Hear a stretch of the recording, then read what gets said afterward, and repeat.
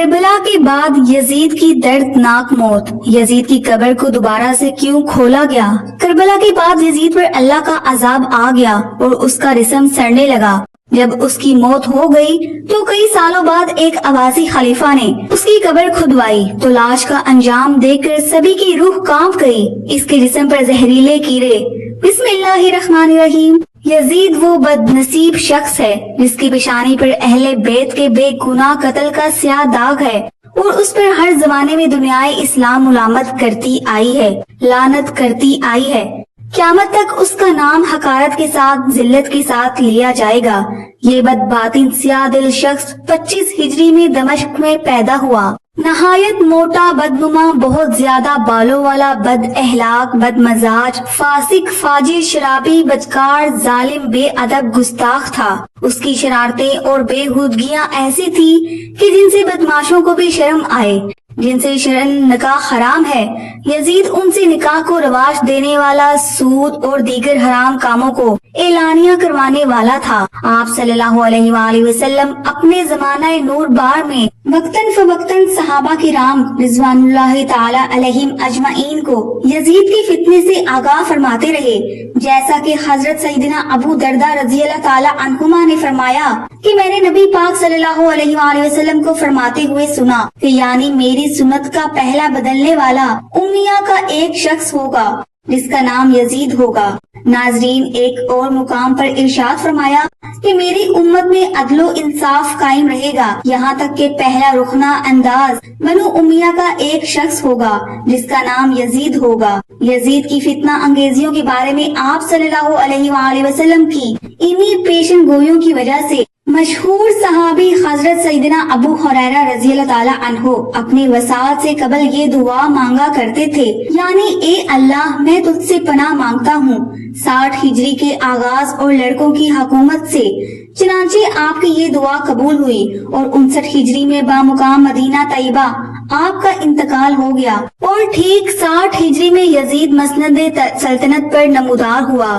صدر الافضال حضرت علامہ مولانا سید محمد نعیم الدین مراد آباد رحمت اللہ علیہ یزید کی حضرت سیدنا امام حسین سے دشمنی کی وجہ بیان کرتے ہوئے اور شہادت امام حسین کے بعد یزید کی طرف سے مکے اور مدینہ شریف کے مسلمانوں پر ڈھائے جانے والے ظلم اور زیادتی کا تذکرہ کرتے ہوئے یہ فرماتے ہیں کہ یہ ایسا شخص تھا جو کہ انتہا درجے کا گھٹیا، بدکار، ذلیل و خوار شخص تھا۔ اس کی موت اتنی بری ہوئی کہ اس شخص کی جانب کوئی دیکھنا پسند نہیں کرتا تھا۔ حضرت معاویہ رضی اللہ تعالی عنہ نے اپنی حکومت کے آخری ایام میں دھمکیوں اور لالچ کے بل بوتے پر مسلمانوں سے یزید کے لیے خلافت کی بیعت لی اور امام حسین اور امام حسن رضی اللہ تعالی عنہم کے ساتھ کیے گئے صلح نامے کی شرائط کو بالائے طاق رکھتے ہوئے اپنے بدکار بیٹے کو اسلامی دنیا کا حق مقرر کر دیا، جو کہ انتہائی غلط حرکت تھی۔ ناظرین، یزید کے بے پناہ جرائم ہے۔ سب سے بڑا جرم حضرت امام حسین اور آپ کے 72 باوفا ساتھیوں کو شہید کرنا۔ تاریخوں میں منقول ہے کہ یزید نے اپنی حکومت کے آغاز میں مدینہ کے والی عتبہ کو ایک خط لکھا اور اسے حکم دیا کہ امام حسین اور دیگر شخصیات سے بیعت لے۔ یزید نے اس خط میں حکم دیا کہ اگر یہ لوگ بیعت نہ کریں تو ان کے سر قلم کر کے میرے پاس بھیجو، معاذ اللہ۔ مدینہ شہر میں حملے اور قتل و غارت کے واقعے کو حرہ کے نام سے موسوم کیا جاتا ہے۔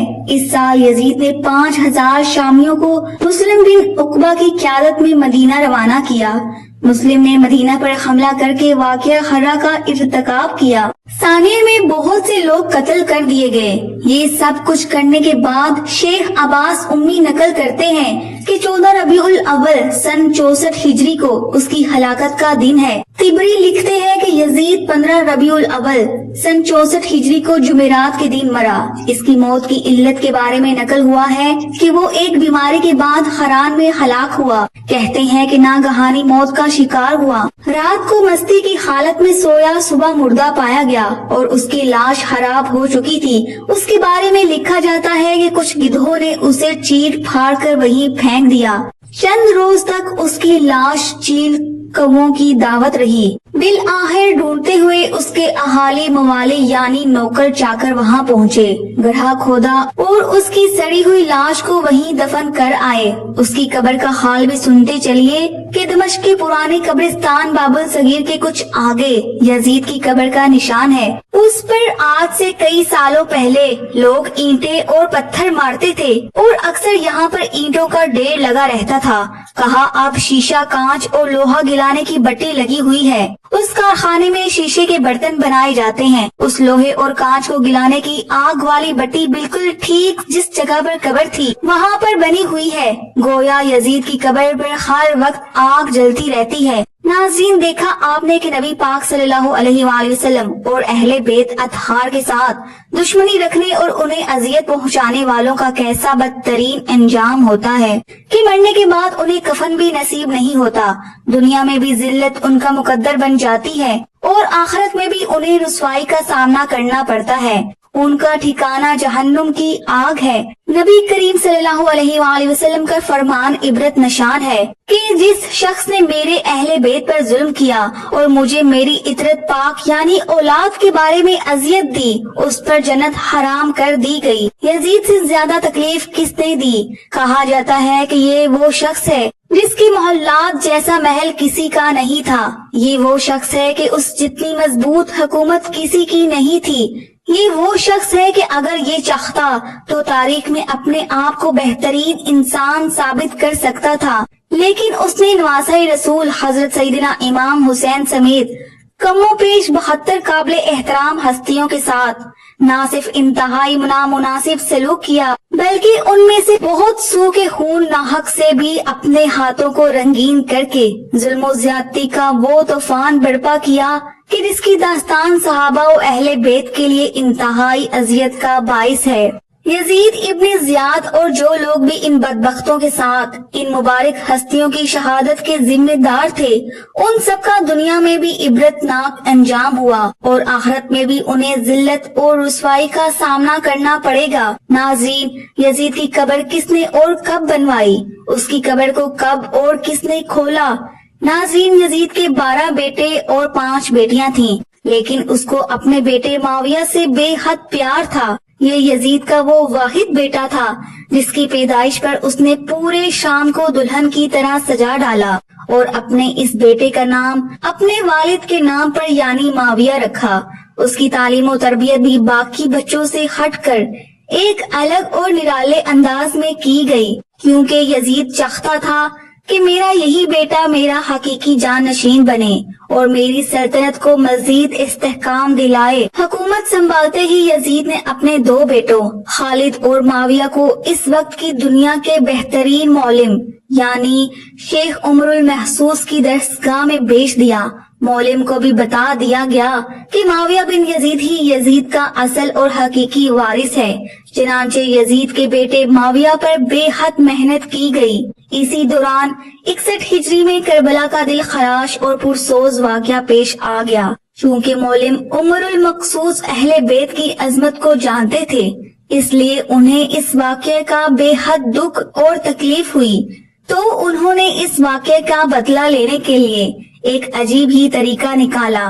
मौलिम उमरुल मखसूस ने यजीद के दोनों बेटों यानी खालिद और माविया को अजमत अहले बेत से खूब रोशनास करवाया और उनके दिलों में मोहब्बत अहले बेत का बीज बो दिया। चनांचे वाक़या करबला के पेश आने के बाद जगह जगह यजीद के खिलाफ बगावतें सर उठाने लगी और आखिर करबला के पुरनम वाक़ये के तीसरे साल यानी 683 ईस्वी में यजीद अजियतनाक मौत का शिकार हुआ।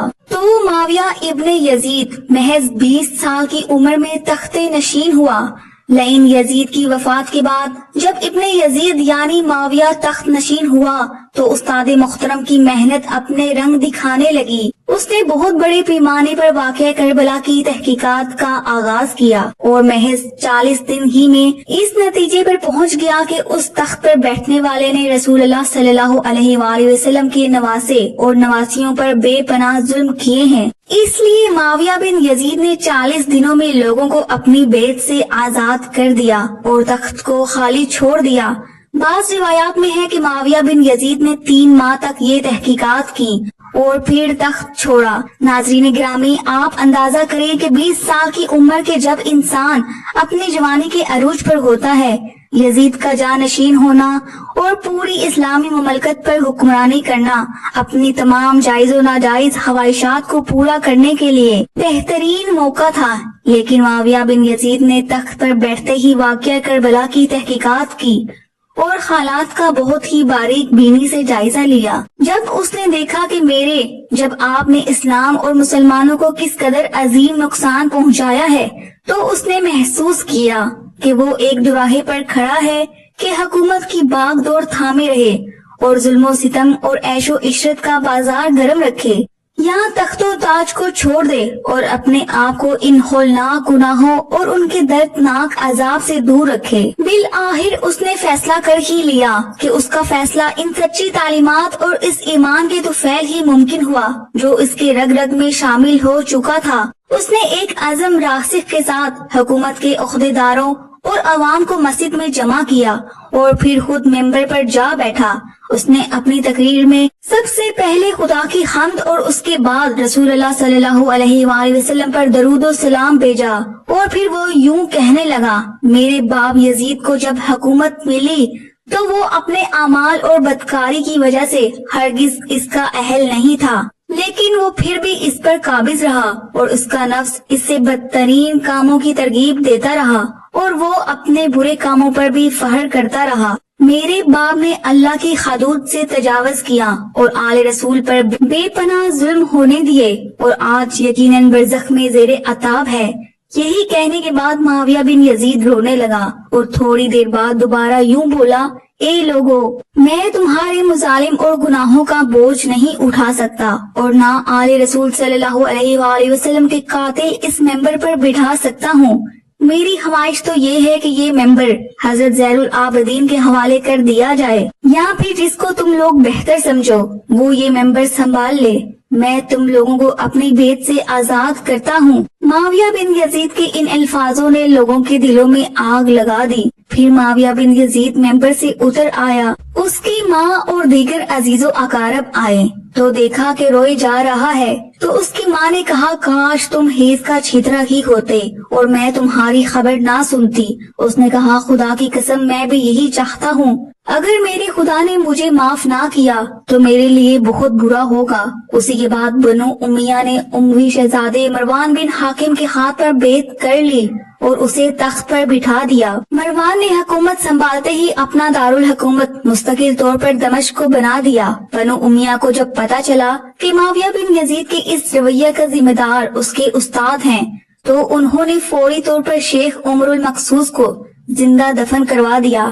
مروان کی حکومت سنبھالتے ہی معاویہ بن یزید کو زہر دے کر مار دیا گیا۔ پھر 684 سے 685 عیسوی تک مروان بن حکم تخت نشین رہا۔ اس کی وفات کے بعد مروان کے بیٹے عبد الملک نے حکومت سنبھالی اور پھر ایک طول مدت یعنی 685 سے 750 عیسوی تک حکومت کی۔ 705 عیسوی میں عبد الملک کی وفات کے بعد اس کے بیٹے ولید نے حکومت سنبھالی۔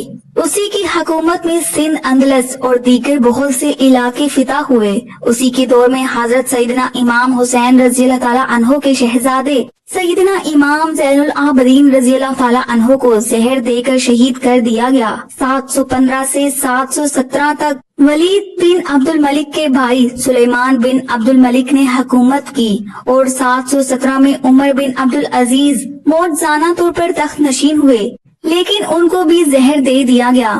720 سے 724 تک ولید بن عبد الملک اور سلیمان بن عبد الملک کے بھائی یزید بن عبد الملک نے حکومت کی باغ دور سنبھالے رکھی۔ اس کے بعد حشام بن عبد الملک، ولید بن یزید، یزید بن ولید، ابراہیم بن ولید اور مروان بن محمد نے بالترتیب حکومت کی اور 750 عیسوی میں بنو امیہ کی حکومت کا تخت بنو عباس نے الٹ دیا۔ یہ ابو مسلم خراسانی تھا جس نے بنو امیہ کے آخری حکمران مروان ثانی کو شکست دی، اور ابو مسلم خراسانی نے بنو عباس کے ابو جعفر المنصور اور ان کے بھائی ابو العباس صفا کو حکمرانی سونپ دی۔ اس طرح بنو عباس کے پہلے حکمران ابو العباس نے آتے ہی بنو امیہ کا نام و نشان مٹانے کی قسم کھائی۔ بہت سے لوگوں کو قتل کر دیا گیا اور کربلا کے واقعے میں ملوث تمام کرداروں کی قبریں تک کھودی گئیں۔